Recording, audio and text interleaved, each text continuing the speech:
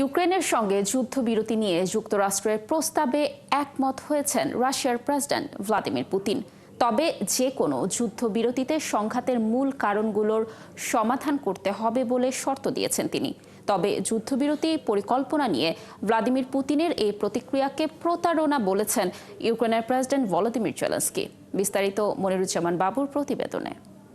একনল hand wash 100% paraben free, তাই নিরাপদ হাতের জন্য আস্থা রাখুন একনলে। And hopefully we can get a ceasefire from Russia, and if we do, I think that would be... ইউক্রেনের সঙ্গে 30 দিনের যুদ্ধবিরতির প্রস্তাবে রাজি না হলে রাশিয়ার উপর বিধ্বংসী অর্থনৈতিক শাস্তি আরোপের হুমকি দিয়েছিলেন মার্কিন প্রেসিডেন্ট ডোনাল্ড ট্রাম্প। এর একদিন পরই পুতিন জানালেন যুক্তরাষ্ট্রের যুদ্ধবিরতির প্রস্তাবে তিনি রাজি। সেই সঙ্গে যুদ্ধে ইতি টানতে উদ্যোগী হওয়ার জন্য ট্রাম্পকে ধন্যবাদ দিয়েছেন তিনি। তবে রুশ প্রেসিডেন্ট বলেন কিছু বিষয়ে আলোচনা করার প্রয়োজন আছে। ক্রেমলিনে এক সংবাদ সম্মেলনে পুতিন বলেন এই যুদ্ধবিরতির মাধ্যমে স্থায়ী শান্তি প্রতিষ্ঠা করতে হবে এবং সংঘাতের মূল কারণগুলোর সমাধান করতে হবে। আমরা শত্রুতা বন্ধের প্রস্তাবে একমত, কিন্তু আমরা মনে করি এই যুদ্ধবিরতি এমনভাবে হওয়া উচিত যা দীর্ঘমেয়াদী শান্তি প্রতিষ্ঠা করতে পারে এবং এই সংকটের মূল কারণগুলো দূর করতে সক্ষম হয়।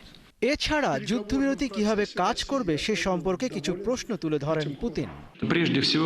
30 দিনের যুদ্ধবিরতির অর্থ কি? এটি কিভাবে নিয়ন্ত্রণ করা হবে? এই বিষয়টিতে নজরদারি চালাবে কে? কে সিদ্ধান্ত নিবে যুদ্ধবিরতি লঙ্ঘিত হয়েছে কিনা এবং এর জন্য দায়ী কে? এদিকে শান্তি চুক্তি জোরদার করার জন্য রাশিয়ার উপর আরও নিষেধাজ্ঞা আরোপের আহ্বান জানিয়েছেন ইউক্রেনের প্রেসিডেন্ট ভলোদিমির জেলেনস্কি। রাশিয়ার প্রেসিডেন্ট প্রায় এমনটা করেন। তিনি সরাসরি না বলেন না, বরং এমন কিছু করেন যা কেবল বিষয়গুলোকে বিলম্বিত করে বা সিদ্ধান্ত নেওয়াকে অসম্ভব করে তোলে।